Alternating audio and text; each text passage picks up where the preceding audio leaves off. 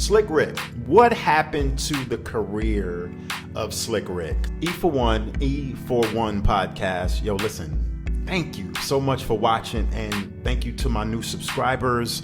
And listen, we are on the road to 5,000, 4,600 plus subscribers here.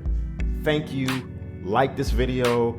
And of course, if you haven't already, if you're new, subscribe to the channel. Okay, let's get into it. Slick Rick to date has only came out, Slick Rick came out 86-ish with Dougie Fresh and The Show. That's the first time we ever heard from Slick Rick from London. Shout out to everybody in the UK watching this. Then he migrated to New York, South Bronx. I'm not gonna say the South Bronx, but the Bronx. Not the South Bronx necessarily, but the Bronx. Once he came over from London. Slick Rick has only came out with 4 studio albums here. That's not that much. You know what I mean? His last one was actually in 1999, The Art of Storytelling, after he was released from jail, from prison. And that was a okay album. I remember buying that, purchasing that CD. But let's go back to the future to his debut album in 1988, The Great Adventures of Slick Rick. Now, that was a classic album. There's nothing that we can really say about that album besides the songs on that album. Children's Story, we all know that. Treat Her Like a Pross. Slick Rick came out the gate letting you know what he was on. But before I go any further, Slick Rick is not arguably, there is no doubt. Slick Rick is the one of top 4,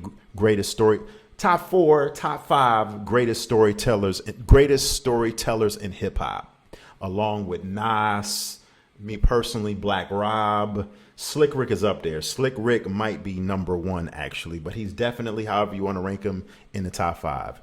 Track 1, he came out the gate. Treat Her Like a Pross, Children's Story, Mona Lisa, Teenage Love, Don't Hurt Me Again. I remember that video. This album was just timeless, classic. Then in 1991, Rick released The Ruler's Back. But before that album came out, Slick Rick ran into some issues, some legal issues. In 1989, Slick Rick's mother, Veronica, hired his first cousin, Mark Plummer, as his bodyguard. By 1990, Plummer had become a liability.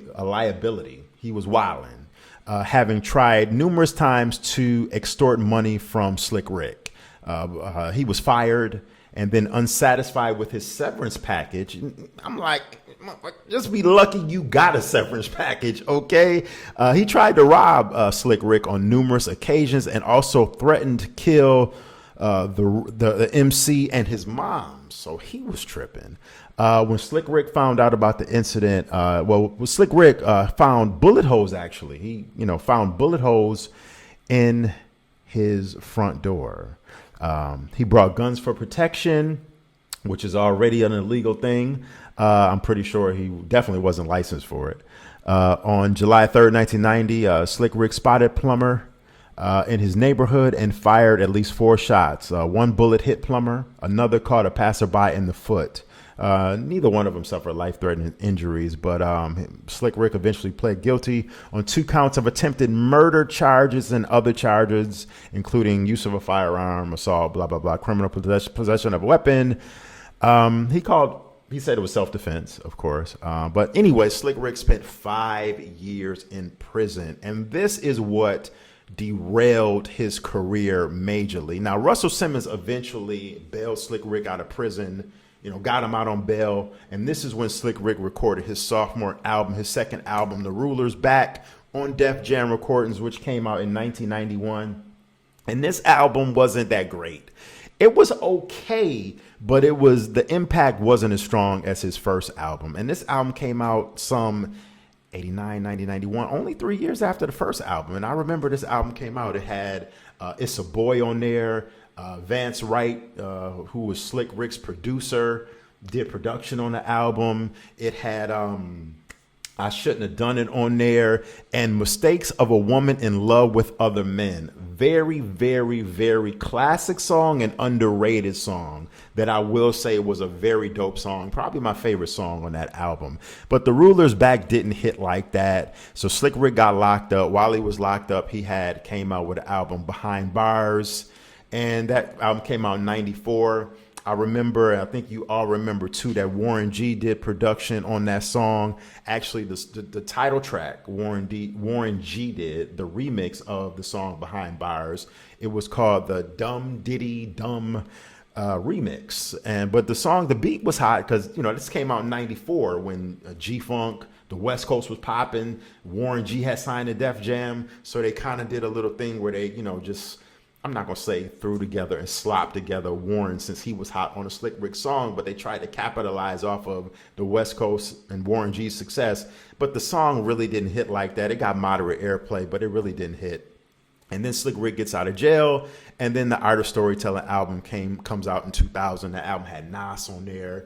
And then he did the collaboration around that same time on Outkast album, The Art of Storytelling. And that song was very, very dope. So, yeah, I mean, Slick Rick hasn't came out with anything since. And Slick Rick, since most recently over the last 2 years, he made an appearance on DJ Muggs' album, which came out last year in 2023, on a song with Method Man. Didn't really like it. I haven't really rocked with Slick Rick's flow over the most recently. He was on Westside Gunn's album that came out about 2 years ago.